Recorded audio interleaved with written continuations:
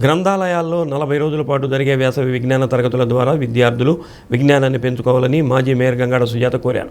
ఒంగోలు జిల్లా కేంద్ర గ్రంథాలయంలో వేసవి విజ్ఞాన తరగతులను ఆమె ప్రారంభించారు. వేసవి సెలవుల్లో విద్యార్థులు గ్రంథాలయాలకు రావాలని చైర్పర్సన్ ముప్పవరపు సుచిత్ర కోరారు. విద్యార్థులకు రకరకాల కథలు, నీతి వాక్యాలతో పాటు యోగా వంటివి నేర్పించడం జరుగుతుందని అన్నారు.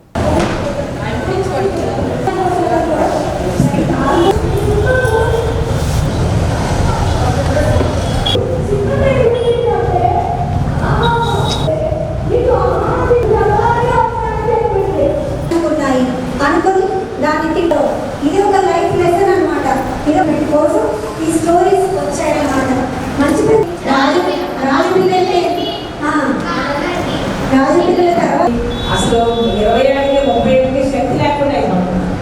కానీ 2 రోజులైతే 60 సంవత్సరాల ప్రభావాన్ని కొందరు దూరం చేయడానికి యోగా చాలా ఉపయోగపడుతుంది. కాబట్టి మనవస చంద్రశేఖర్ రాష్ట్రం యొక్క పఠితాంతం అనేది ఒకవేళ తాను తప్పు చెప్తే ఇలా కాదు ఇలా ఆలోచించాలి అని చెప్పడం జరిగిందా?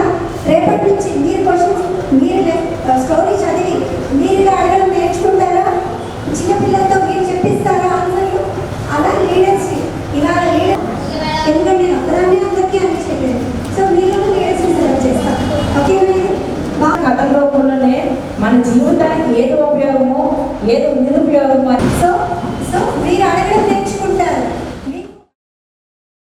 పిల్లలకి ఉపన్యాసాలు ఇస్తే నచ్చదు, స్టోరీసే చెప్పండి. పేరెంట్స్కి కూడా చెప్తున్నాం, స్టోరీస్ చెప్పండి, మీరు చదవండి, మీరు వినండి, తర్వాత పిల్లలకి చెప్పండి. వాళ్ళు మీకు బాండ్ అవుతారు. ఖచ్చితంగా బాండ్ అయ్యి మీరు చెప్పే ప్రతిదీ ఇలా చెప్పింది లైఫ్ లాంగ్ గుర్తుపెట్టుకుంటారు. జూన్ 6వ తేదీ వరకు జరుగుతుంది. ఈరోజు ముఖ్య అతిథిగా వచ్చినటువంటి సిఆర్ ప్రసాద్ గారికి, అలాగే ఎక్స్పైర్ గంగాడ సుజాత గారికి నా ప్రత్యేక ధన్యవాదాలు తెలియజేసుకుంటున్నాను. అలాగే యోగా టీచర్ కనకాల శ్రీనివాసరావు గారు, స్టోరీ టెల్లింగ్కి సాయు గారు, స్పోకన్ ఇంగ్లీష్ తెరేసా గారు, డ్రాయింగ్ తిప్పిడి రవీంద్ర గారిని కూడా ప్రత్యేక కృతజ్ఞతలు తెలియజేసుకుంటున్నారు. అలాగే బొమ్మరీలు స్టూడెంట్స్ని ఇనిషియేట్ చేసుకొని తీసుకువచ్చిన రాజలక్ష్మి గారికి కూడా ప్రత్యేక ధన్యవాదాలు తెలియజేసుకున్నాను.